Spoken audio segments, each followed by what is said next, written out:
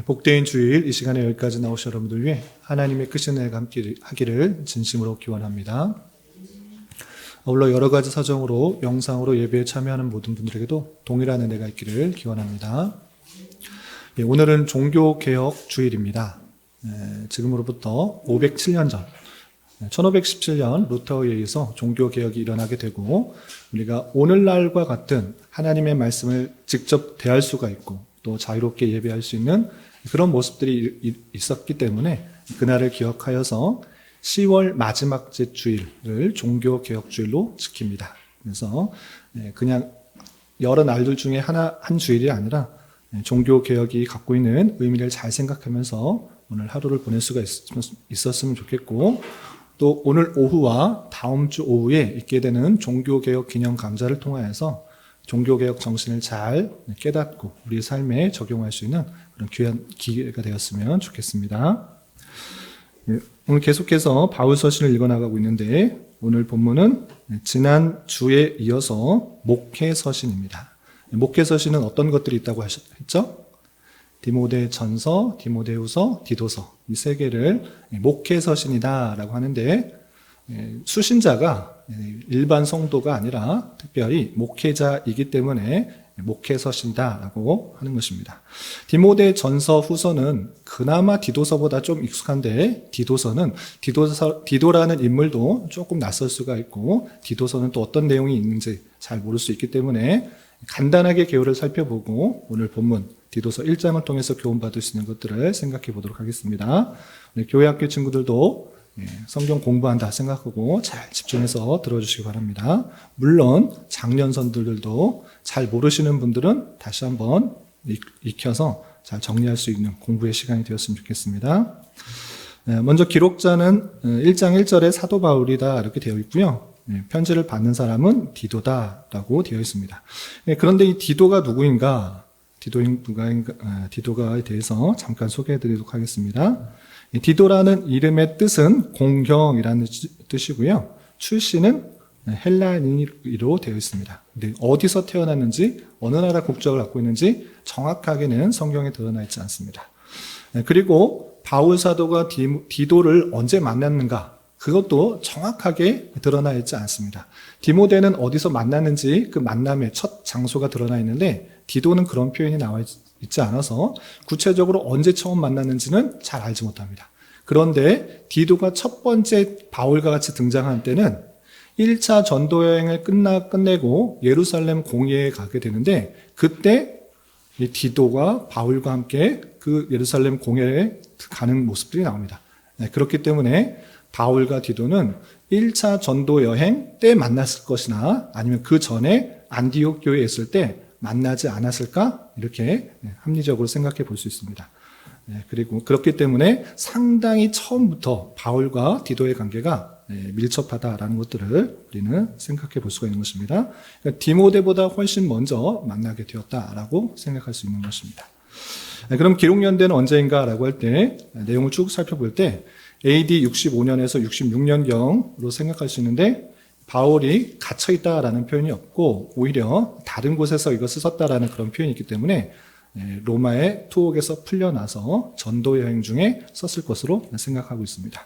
그러면 그때 디도서를 쓰게 된 배경이 무엇인가? 두 가지로 정리하겠는데 첫 번째는 그레데 섬에 남아있는 그런 교회에 디도에게 교회의 여러 가지 일들을 잘 정리하고 각 성의 장로들을 세우게 하기 위해서 이 편지를 쓴 것입니다. 그리고 첫 번째 볼 때 그레데라는 섬이 있는데 지중해 가보신 분도 있겠지만 저같이 가보지 못하신 분들을 위해서 지도에 이렇게 해놨습니다. 지중해 정 가운데 큰 섬이 있습니다. 고린도 및 에베소 사이에 그레데라는 섬이 있는데 보이시죠? 커 보이나요? 작아 보이나요? 제주도보다 크다, 작다, 크다. 딱 봐도 커 보이죠? 그래서 제가 면적을 조사해 보니까 제주도보다 4.5배가 크더라고요. 그리고 우리나라 도로 하면 충청남도하고 비슷한 면적, 약 8,000제곱미터의 그런 크기를 갖고 있습니다. 그래서 엄청 큰 섬입니다. 이 섬에 바울 사도가 이 디도를 두고 사역을 하도록 한 것입니다. 근데 충청남도가 되는 인천하고도 비교해 보니까 인천하고 그레데섬을 비교하면 8배가 차이 나더라고요. 그러니까 엄청 큰 섬입니다. 그런데 사역자 하나 딱 두고 혼자 사역해라. 그러면은 잘 감당할 수 있겠습니까? 없겠습니까? 없는 것입니다. 너무 힘들기 때문에 바울 사도가 디도에게 각 성에다가 각 그 지역에다가 장로를 세워라라고 하기 위해서 이렇게 쓴 것입니다.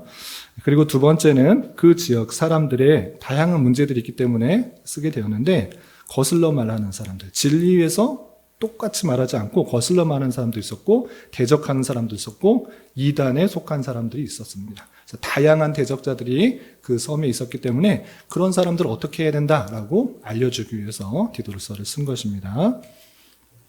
그래서 이 편지의 목적은 그레데 섬에서 목회하는 디도에게 각 성의 장로를 잘 세워서 이단적 사상을 배격하게 하고 교인들로 순결한 삶, 하나님의 백성에 맞는 그런 삶을 살아 교회를 잘 세우도록 하게 하기 위해서 디도서를 썼다. 이렇게 생각하시면 되겠습니다. 그리고 디도서의 구조는 잠깐 보시면 처음과 끝은 항상 그 편지글의 그 특징에 따라서 인사말로 시작하고 인사로 끝납니다. 그리고 1장 5절부터 3장 11절까지는 어떻게 그 다양한 상황 속에서 어떻게 목회를 해야 되는지 다양한 권면들이 있다. 이 정도로만 생각하시면 되겠습니다. 그럼 오늘 본문인 디도서 1장을 살펴보도록 하겠습니다. 먼저 1장 1절부터 4절까지는 편지글의 서두에 나오는 공통적인 특징에 따라서 누가 누구에게 썼는지 또 인사말을 기록하고 있는데 특별히 그 자신에 대해서 밝힐 때 나 사도 바울이 그냥 디도에게 썼다 이렇게 표현하지 않고 사도 바울의 사명, 내가 맡은 역할이 무엇인지를 더욱더 잘 알려주면서 디도에게 자신의 사역들을 강조하고 있는 것을 볼 수 있습니다. 그렇다면 사도 바울의 사명이 무엇이라고 설명하고 있는지 우리 1절부터 3절까지 같이 한번 읽어보겠습니다. 시작. 하나님의 종이요 예수 그리스도의 사도인 나 바울이 사도된 것은 하나님이 택하신 자들의 믿음과 경건함에 속한 진리의 지식과 영생의 소망을 위함이라. 이 영생은 거짓이 없으신 하나님이 영원 전부터 약속하신 것인데 자기 때 자기의 말씀을 전도로 나타내셨으니 이 전도는 우리 구주 하나님이 명하신 대로 내게 맡기신 것이라. 하나님의 종이고 예수 그리스도의 사도된 나 바울, 기록자, 편지 발신자가 잘 표현됐습니다.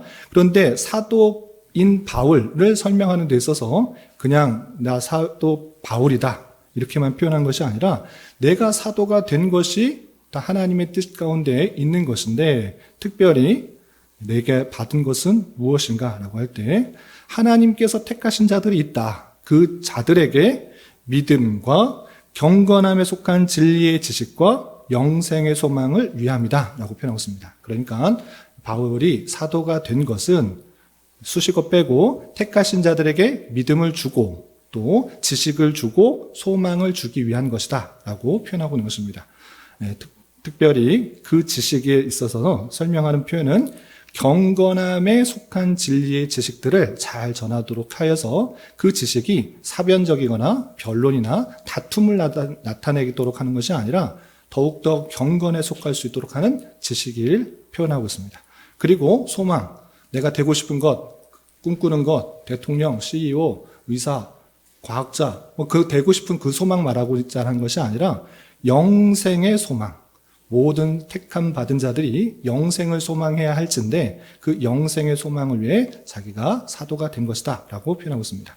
특별히 그 영생에 대해서 바울 사도는 이와 같이 설명하고 있습니다. 그 뒤에 2절 하반절을 보시면 이 영생은 거짓이 없으신 하나님이 영원 전부터 약속하신 것이다 라고 표현하고 있습니다.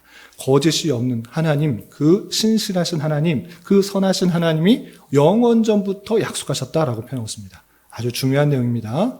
하나님께서 택하신 사람들이 있고 그 영생을 주기로 작성하셨는데 그것은 영원 전부터 계획하시고 약속하셨다라고 표현하고 있습니다. 그러므로 말미암아 우리가 택함을 받고 또 믿음으로 구원을 받는다. 그리고 영생이 주어졌다라고 할 때 그 영생이 주어진 것은 나의 어떠함 때문이 아니라 나의 믿음의 고백 때문이 아니라 어디서부터 기원하고 있는 것입니까? 하나님께서 영원 전부터 약속하신 것, 계획하신 것, 작정하신 것, 거기로부터 나온다라고 표현하고 있는 것입니다. 이른바 하나님의 예정에 따라 우리가 은혜를 입어 영생을 얻게 된 것이다 라고 표현하고 있는 것입니다. 그리고 그 택한 사람이 믿음으로 통하여서 영생을 얻게 되는 그 과정, 하나님의 섭리방편을 3절에 이렇게 표현하고 있는 것입니다. 3절 보시면 자기 때에 자기의 말씀을 전도로 나타내셨으니 이 전도는 우리 구주 하나님이 명하신 대로 내게 맡기신 것이라.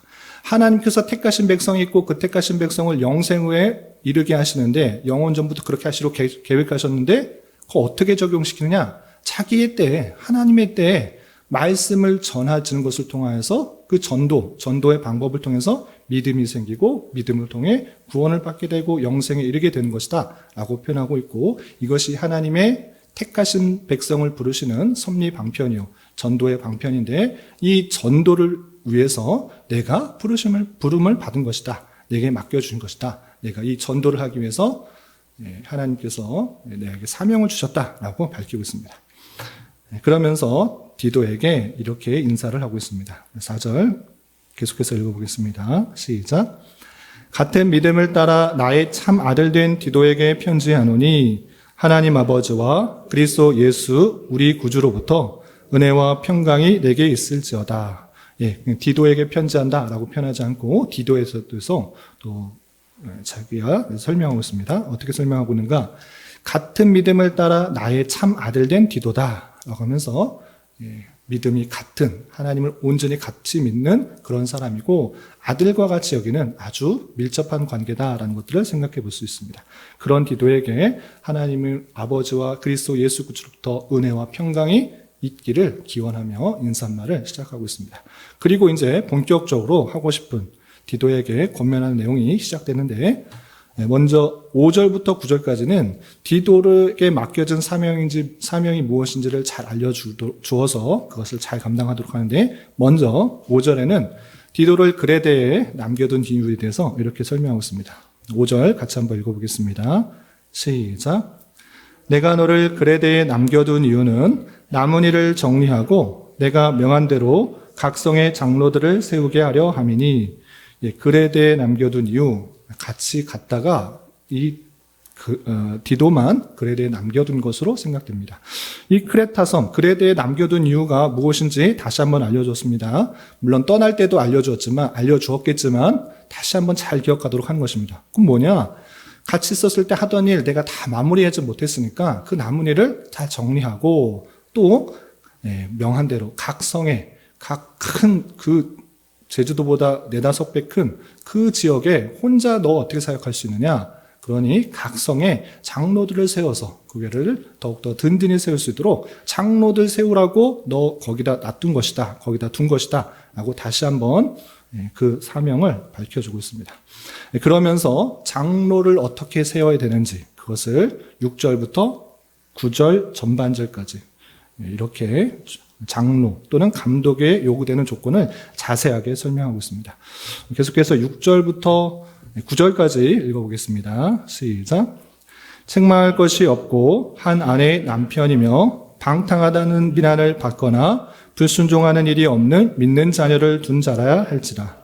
감독은 하나님의 청지기로서 책망할 것이 없고 제 고집대로 하지 아니하며 급히 분내지 아니하며 술을 즐기지 아니하며 구타하지 아니하며 더러운 이득을 탐하지 아니하며 오직 나그네를 대접하며 선행을 좋아하며 신중하며 의로우며 거룩하며 절제하며 믿음 말씀의 가르침을 그대로 지켜야 할지니 이는 등이 바른 교훈으로 권면하고 거슬러 말하는 자들을 책망하게 하려 함이라. 9절 전반절까지 조건에 대했습니다.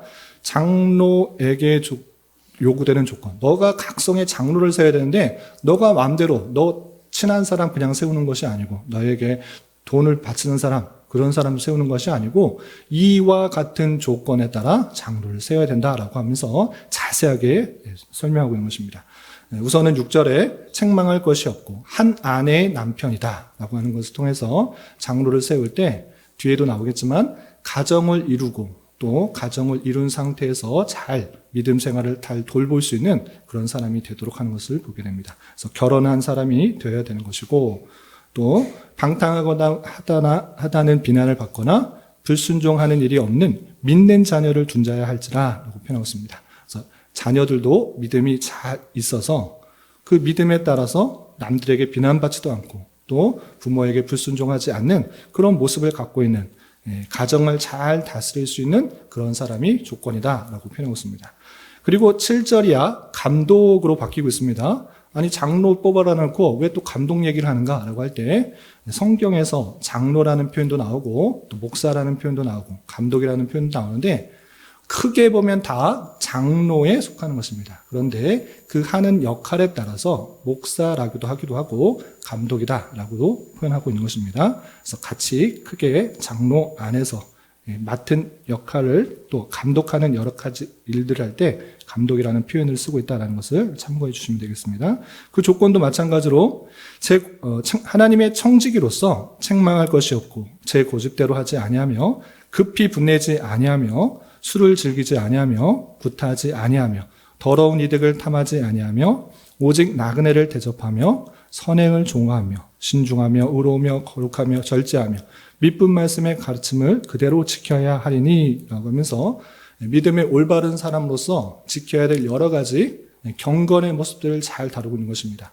가정을 잘 다스릴 뿐만 아니라 자기의 성격과 또 환경을 잘 다스려서 온전히 장로의 모습들로 하는 데 있어서 불편이 없도록 여러 가지 조건들을 자세하게 설명하고 있는 것을 볼 수 있습니다.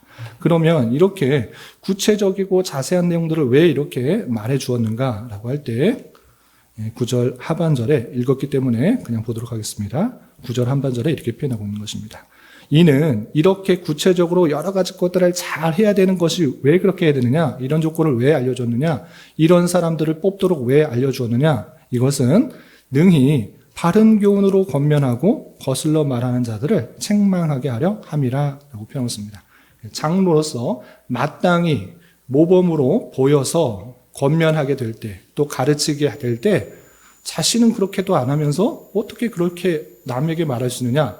그렇지 하지 않고 이 모든 것들이 남들에게 모범이 되어서 믿음의 본을 보여서 어떤 말을 하고 권면을 할 때 너나 잘하십시오 이렇게 반응하지 않고 아 그렇게 사는 것이 맞군요 라고 받아들일 수 있도록 권면을 잘 할 수 있도록 책망을 잘 받아들일 수 있도록 먼저 그러한 모습들을 잘 갖춰야 된다 이렇게 표현하고 있는 것입니다.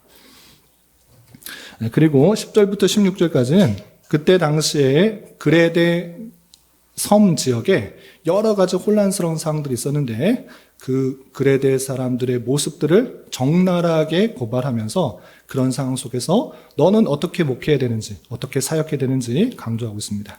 먼저 10절부터 13절 전반절까지 그레데의 상황과 또 평가 그리고 그런 상황 속에서 바울 사도가 디도에게 명령하는 내용들이 있는데 10절부터 13절까지 쭉 읽어보겠습니다. 시작. 불순종하고 헛된 말을 하며 속이는 자가 많은 중 할례파 가운데 특히 그러하니 그들의 입을 막을 것이라. 이런 자들이 더러운 이득을 취하려고 마땅하지 아니한 것을 가르쳐 가정들을 온통 무너뜨리는 도다. 그레데인 중에 어떤 선지자가 말하되 그레데인들은 항상 거짓말쟁이며 악한 짐승이며 배만 위하는 게으름뱅이라 하니 이 증언이 참되도다. 그러므로 내가 그들을 엄히 꾸짖으라. 이는 그들로 하여금 믿음을 온전하게 하고 여기까지만 보겠습니다. 그레데에서 지금 목회하고 있는 그 디도에게 말하고 있는 것입니다. 그 사람들 어떤 사람들이냐? 불순종하고 헛된 말하며 속이는 자가 많다. 그 중에서 그레데 섬에서 할례파가 그러고 있다. 하나님의 말씀에 순종하지도 않고 헛된 말을 하면서 사람들 속이는 그런 사람들이 있는데 할례파가 똑같이 그러고 있다라고 하면서 그런 말하는 할례파 사람들 입을 막아라. 헛된 말 하지 말라라고 강력하게 촉구하고 있습니다. 그리고 더러운 이득을 취하려고 마땅하지 아니한 것을 가르쳐 가정을 온통 무너뜨려서 자기 이득을 취하기 위해서 가정을 완전히 무너뜨려. 너 거기서 가정 잘 꾸리는 것이 아니라 지금 주님 오실 날이 얼마 남지 않았는데 빨리 나와서 어떤 것을 해라. 잘못된 가르침으로 온전하게 하지 못하는 가정을 무너뜨리는 그런 이단들도 거짓 스승들이 많이 나타나고 있는 것입니다. 그런 사람들에 대해서 더욱더 증언하고 그레데 사람들이 지금 어떤 속성 가운데 있는가?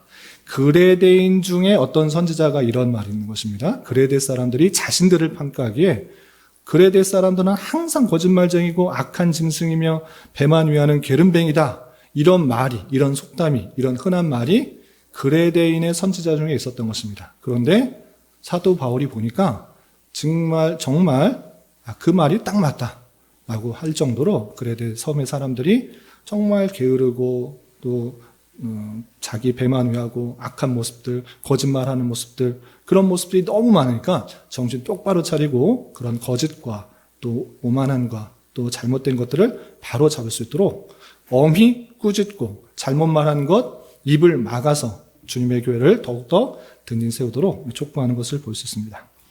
그리고 이렇게 엄히 경계하도록 하는 목적이 13절 하반절부터 14절까지 나와 있는데 우리 다시 한번 13절 14절 같이 읽어보겠습니다. 시작. 이 증언이 참되도다. 그러므로 내가 그들을 엄히 꾸짖으라.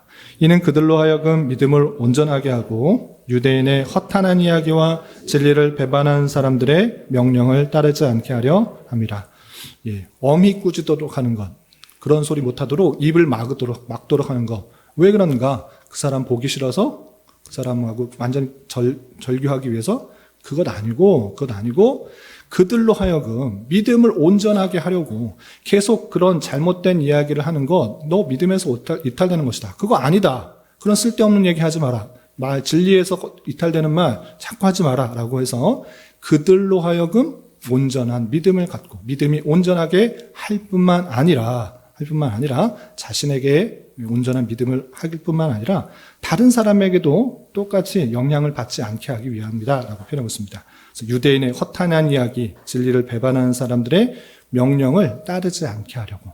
그런 허탄 이야기를 하면 자신뿐만 아니라 그 이야기를 듣는 사람들이 미혹되니까 그런 것 놔두지 말고 엄히 경계하고 입을 막아서 자신의 믿음뿐만 아니라 주변의 영향도 그 이야기를 따르지 않도록 더욱더 강하게 경계를 해야 된다. 이렇게 알려주고 있는 것입니다. 그리고 15절, 16절에서는 거짓 스승들, 또 이단적 사상을 말하고 있는 사람들의 본질을 밝히면서 그들을 더욱더 강하게 경계하고 있는 것을 볼 수 있습니다. 우리 마지막으로 15절, 16절 함께 봉독하겠습니다. 시작. 깨끗한 자들에게는 모든 것이 깨끗하나 더럽고 믿지 아니하는 자들에게는 아무것도 깨끗한 것이 없고 오직 그들의 마음과 양심이 더러운지라. 그들이 하나님을 시인하나 행위로는 부인하니 가증한 자요 복종하지 아니하는 자요 모든 선한 일을 버리는 자니라. 어떤 사람이 그레데 사람들 중에 이것은 더럽다. 이건 먹으면 안 된다. 이것은 우상 숭배에 빠진 것이다. 이것은 율법에 또 이것은 부정한 것이다 했다. 이런 얘기하는 것, 잘못된 이야기도 하는 것, 그런 것 아니다. 그들은 하나님을 믿는 것 같아 보이지만 실제로는 아니다. 실제로는 아니기 때문에 그런 사람들은 그런 경건과 종교를 이익으로 취하고 자신의 목적을 위해서 하는 사람이니까 그런 사람들, 행위로서 하나님을 부인하는 하나님의 참된 영광을 가리고 자기의 유익과 이득만을 위한 사람들, 그런 사람들 다 구별하여서 온전히 목회사역을 잘 감당해야 된다라고 표현하고 있는 것입니다. 여기까지가 1장의 내용인데 1장의 내용을 통해서 교훈받을 수 있는 것들을 세 가지로 정리하겠습니다. 첫 번째 생각해야 될 것은 바울이 자신이 사도가 된 것을 어떻게 설명하였는가 살펴봤으면 좋겠습니다. 사도 바울은 자신이 사도가 된 것은 하나님께서 택하신 자들의 믿음과 경건함에 속한 진리 지식과 영생의 소망을 위한 것이다 라고 말하면서 그것을 위해 부름을 받았고 그것이 하나님의 택하신 백성들에게 하나님의 때 전도의 방편으로 전해지게 되어서 영생을 얻도록 한 것인데 내가 그것을 위해 부름받았다라고 표현하고 있습니다. 다 아는 얘기다 이렇게 생각하실 것이 아니라 여기서 아주 중요한 표현이 있습니다. 아까도 잠깐 설명했다시피 영생이 우리에게 주어진 영생이 하나님께서 영원 전부터 약속하셨던 것이다 라고 표현하고 있습니다. 하나님께서 택하신 자들에게 주시는 영생, 이것은 영원 전부터 약속하고 있다라는 것을 통해서 우리가 예수님을 믿고 구원받아 영생하게 되었다라는 그 사실들은 나의 어떠함 때문이 아니라 하나님의 선하신 계획과 작전 가운데 있다라는 사실들을 다시 한번 잘 기억해야 될 것입니다. 그러므로 말미암아 내가 예수님을 참으로 구세주로 믿고 있다고 하면, 그리스도로 믿고 있다고 하면 우리에게는 영생이 주어진 것이고 하나님의 택하심을 받는 것이라는 증거가 될 것이고, 또 우리의 어떠함 때문에 구원이 좌지우지 되는 것이 아니라 우리의 죄악에도 불구하고 연약함에도 불구하고 하나님의 그 놀라운 선하심의 계획 가운데 우리가 택함을 받아 구원을 얻었다는 그 사실로 인하여서 영생이 확실하게 보장되었다라는 그 믿음 가운데 살아가야 되는 것입니다. 내가 죄 지으면, 내가 잘못하면 내 구원이 영향받지는 않을까? 나를 버리시지는 않을까? 그런 염려 없이 우리에게 주어진 영생은 하나님께서 영원전부터 약속하신 것이고 계획하신 것이고 하나님의 때에 복음을 전해 듣게 하심으로 말미암아 믿음이 생겼다라는 그 사실로 인하여서 우리에게는 영원한 그리스도로 말미암은 영생이 주어졌다는 사실로 인하여 늘 하나님께 감사 찬송하는 자가 되어야 될 것입니다. 이런 저와 여러분 되시기를 주님의 이름으로 부탁을 드립니다. 두 번째 생각할 것은 디도에게 맡겨진 사명이 무엇이었는가를 살펴봤으면 좋겠습니다. 이것이 제가 오늘 말씀드리고 싶은 내용 중에 아주 중요한 부분인데, 디도에게 맡겨진 사명 무엇이었습니까? 디도의 그레데 섬에 남아있던 일들 잘 정리하고 각성의 장로를 세워야 된다. 장로의 조건은 이러하다. 이러이러한 사람들을 장로로 세워서 그 그레데 사람들의 교회가 더욱더 던진세워갈 수 있도록 해라라는 그런 내용이었습니다. 그런데 물론 장로의 조건, 가정을 잘 다스리고 한 아내의 남편이고 여러 가지 것들을 설명할 수 있겠습니다. 그러나 제가 말씀드리고 싶은 것은 그 전체의 내용들, 왜 그 그레데 섬에 각성의 장로를 세우도록 하였는가, 그것에 대한 내용들을 깊게 생각해야 될 것입니다. 그것은 무엇이냐? 하나님께서 교회를 이루도록 하시는 방편에 있어서 아주 중요한 역할들이 장로이다라는 것입니다. 성경에서 교회를 세울 때 특별히 두 가지 직분을 성경에서 분명히 말씀하고 있습니다. 물론 에베소서에서는 조금 구체적으로 특별한 역할을 하는, 특별한 시기에 역할을 하도록 한 사도와 선지자들, 이런 사람들을 표현하기도 했지만 크게는 두 개의 직분만 있는 것입니다. 그것은 다름 아니라 장로와 집사입니다. 교회 안에 장로의 역할이 있고 집사의 역할이 있어서 그 역할들을 통해서 교회를 세우도록 한 것입니다. 그런데 여기서 아주 중요한 것이 있습니다. 장로교회, 여러분들 지금 우리 교회가 무슨 교회입니까? 장로교회. 그냥 다니다 보니까 그냥 가까이 있는 교회가 장로교회니까 침례교가 아니었고 성결교가 아니었고 순복음교회가 아니고 그냥 내 친구가 전도했기 때문에 또는 가까이 있는 교회가 장로교회이기 때문에 대부분 이 자리에 있게 되었을 것입니다. 그러나 정말 여러분들은 장로교회에 잘 오신 것입니다. 왜 그러한가? 그것을 제가 설명해 드리도록 하겠습니다. 그 장로교회는 그냥 종교개혁 때 어떤 사람들이 만들어 놓은 것도 아니고 우리가 하나님의 말씀대로 교회를 세워야 된다라고 할 때 당연히 장로교회로 세워야 된다라는 것을 성경에서는 증명하고 있는 것입니다. 그것을 저와 여러분들은 이 시간에 확실히 깨달을 수 있기 바랍니다. 그럼 성경에서 장로가 맨 처음에 나온 곳은 어디겠습니까? 네? 구약에 나오죠. 구약 중에서 어떤 성경에서부터 나옵니까? 아십니까? 출애굽기. 장로라는 표현이 정확하게 들어가는 것은 출애굽기입니다. 그러나 출애굽기 이전에 그 장로와 똑같은 역할을 하는 사람이 등장합니다. 그건 어디서부터 나오느냐? 그것은 창세기의 아브라함 때부터 나옵니다.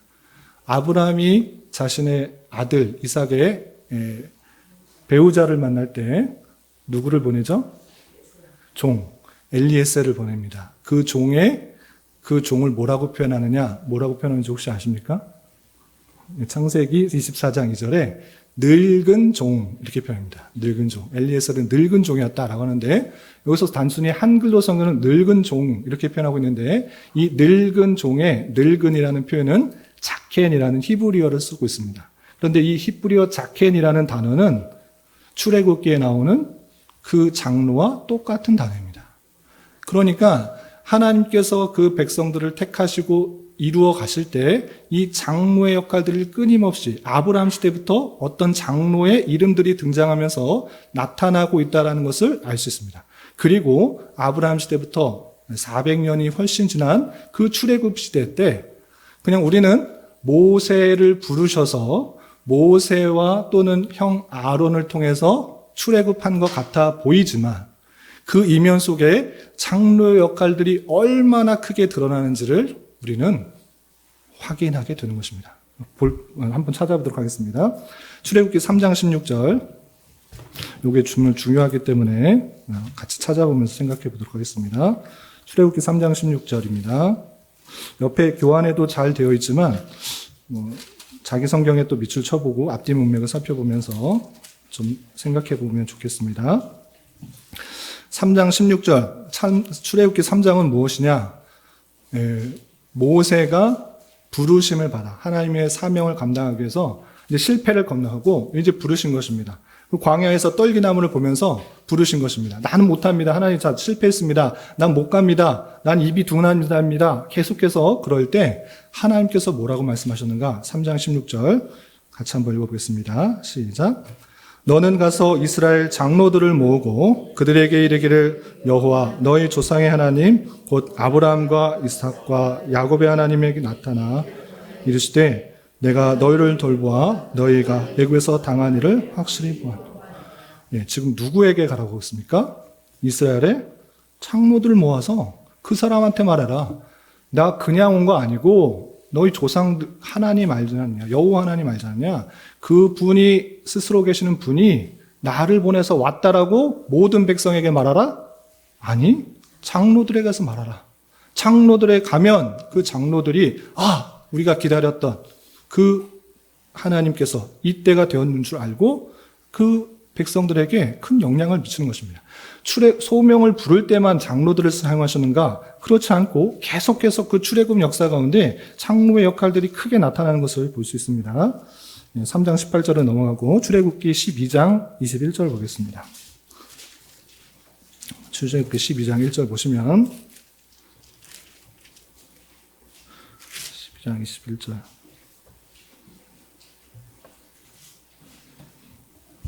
마지막 재앙인 6월절, 10번째 재앙인 6월절이 나타날 때 이렇게 하라고 말씀하신 것입니다.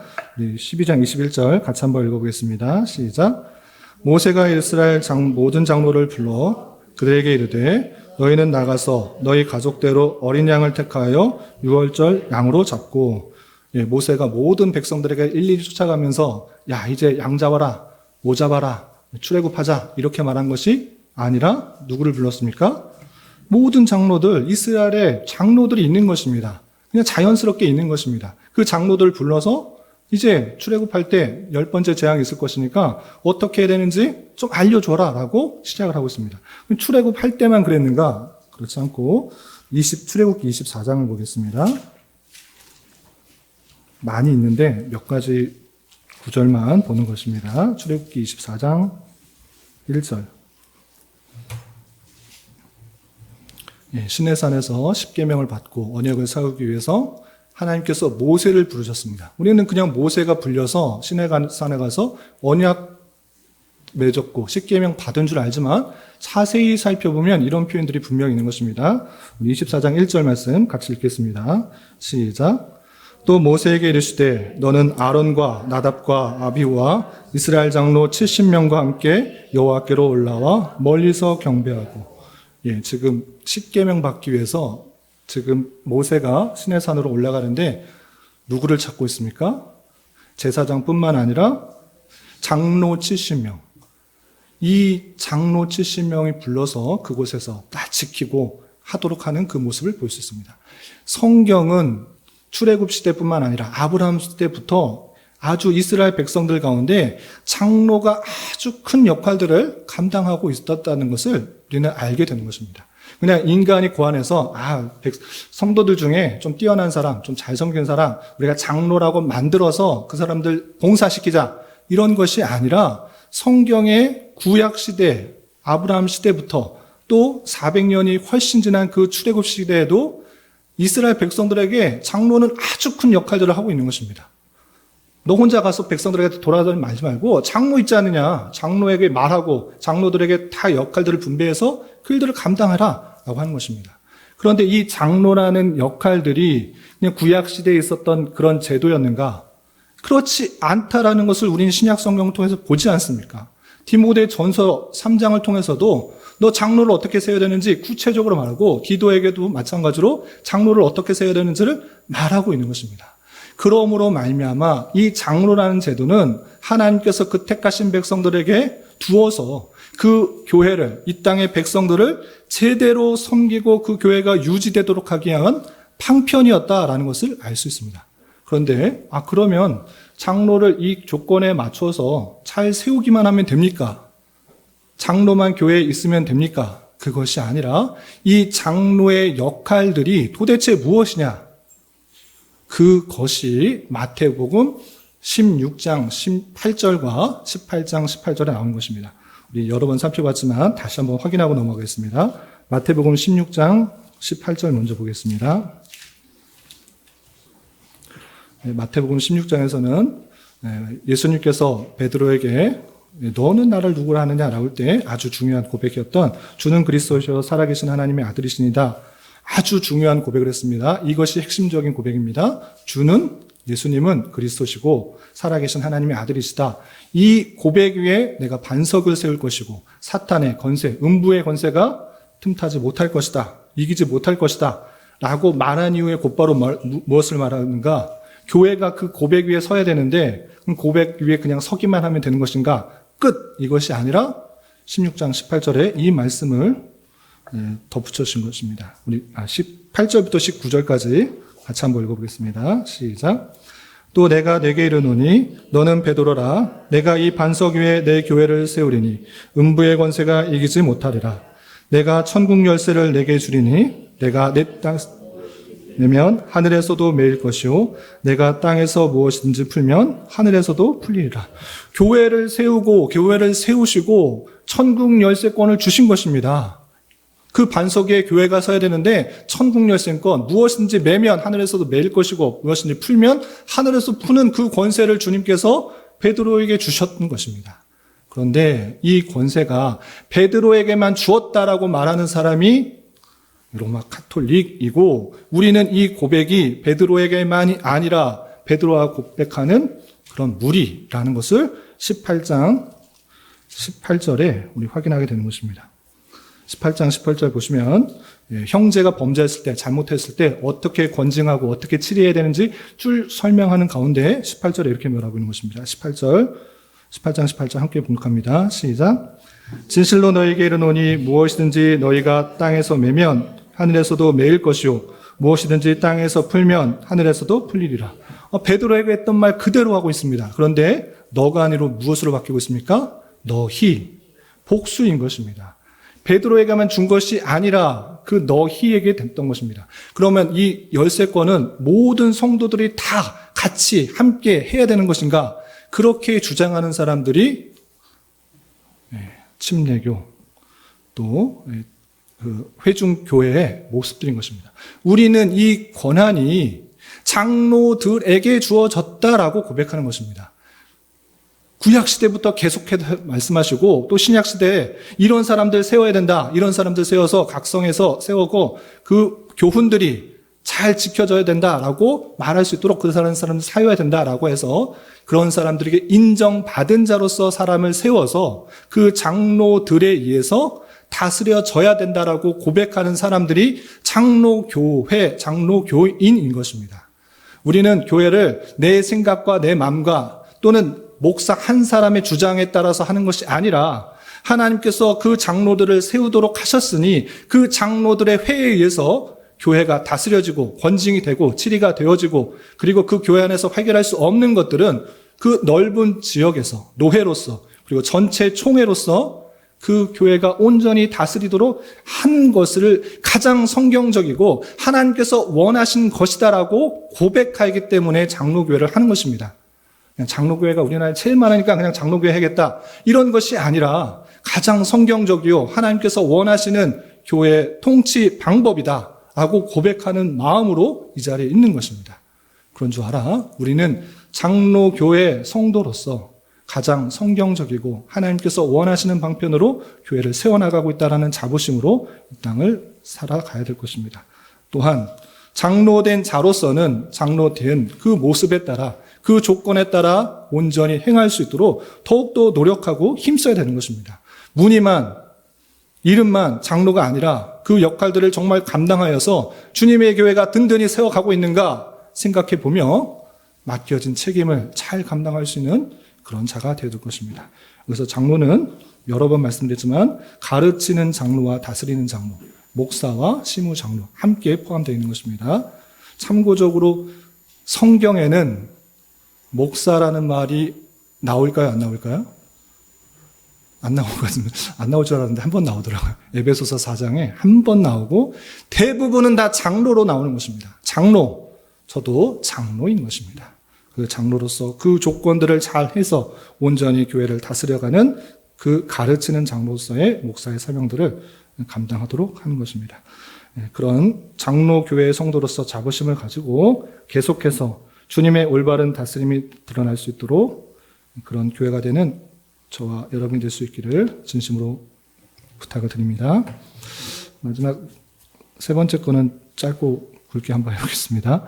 거짓 스승에 대해서 어떻게 경계하도록 했는가라고 할 때, 크레데 사람들은 정말 그 본성상 정말 여러 가지 게으르고 나태하고 거짓말하고 하는 것들이 정말 많은 그런 모습들이 있어서 그런 습성에 따라 예수님을 믿었는데도 자기의 유익을 위해서 계속 이상한 얘기하니까 입 틀어 막아라, 입 막아라, 그리고 엄히 경계하고 꾸짖어라. 왜? 그 사람도 잘못되고 교회 안에 다른 사람들도 영향받아서 엉망진창이 되니까 그런 사람 가만 놔두지 말고 엄히 경계해야 된다라고 표현하고 있습니다. 그런데 이 엄히 경계하는 그 정신을 통해서 교회가 그 순수성을 보존하기 위해서, 정결성을 보존하기 위해서 권징을 하는 방식이 나옵니다. 여기서 권징을 할 때 엄히 명하라고 했으니까 목사 혼자 가서 입 틀어막고 엄히 꾸짖어서 그렇게 하는 것이 아니라 아까 마태복음 18장 18절 어간에 나와 있던 그 권징의 방법, 잘못했을 때 종이 개인적으로 말하고 공적으로 말하고 또 완전히 꾸짖어서 내보내는 그 절차를 혼자 하는 것이 아니라 당회에서 하도록 하는 것입니다. 개인이 하게 되면 목사는 완전한 사람입니까? 물론 그런 조건에 따라서 열심히 노력하지만 부족하고 연약한 것입니다. 목사는 너는 얼마나 잘났는데 라고 하면서 그 교인이 반발할 수도 있기 때문에 마찬가지로 장로교회 안에서 권징은 개인이 하는 것이 아니라 당회를 통해서 하도록 하는 것입니다. 그 당회는 하나님의 말씀에 기준하여서 잘못된 사상들과 또 성도들의 잘못된 영향을 미치게 될 때 개인적으로 또 공적으로 또 수찬 정죄 출교를 통하여서 그 권징을 통해 올바른 절차가 시행되고 그 개인뿐만 아니라 그 공동체 자체에 교회의 거룩과 순수성이 드러날 수 있도록 하도록 하는 것을 볼 수 있습니다. 그런데 이 권징도 마찬가지로 사랑하는 마음을 가지고 그가 돌아오길 바라는 마음으로 하는 것이지 너와 나는 다르다. 너는 보기 싫다. 우리 안에 있지 않아도 괜찮겠다. 라고 하면서 떨어뜨리는 것이 아니다라는 것을 기억해 봐야 될 것입니다. 참된 진리 안으로 들어오고 교회를 더욱더 거룩하고 성실하게 되돌아오기를 바라는 마음으로 있어야 되는 것입니다. 그래서 우리는 이 권징에 대하여 교회 표지 중에 하나이며 장로들의 회 안에서 온전히 잘 이루어질 수 있도록 우리 교회가 장로를 잘 세우고 또 장로들의 회인 당회를 통해서 이런 권징과 치리들이 잘 드러나 교회의 순수성들을 다 이루어 나가기에 힘써야 될 것입니다. 이런 교회가 될 수 있기를 진심으로 기원합니다. 기도하겠습니다. 하나님 아버지 감사합니다. 오늘 말씀을 통하여 바울 사도가 디도에게 자신의 사명과 디도의 사명을 강조하며 맡겨진 사명을 더욱더 잘 감당하도록 권면하는 말씀을 대하였습니다. 이런 말씀을 대하는 자로서 우리가 받은 구원과 영생에 대해 참으로 하나님의 은혜 가운데 있었음을 참으로 기뻐하는 자 되게 하여 주시고 주님의 교회를 더욱더 바르게 세우기 위하여 장로를 세운 줄 알아 교회 안에 장로를 잘 바르게 세우게 하여 주시고 세워진 장로의 회를 통하여 주님의 교회의 다스림과 제도가 더욱더 잘 드러날 수 있도록 은혜를 더하여 주시옵소서. 예수님의 이름으로 기도 올리옵나이다. 아멘.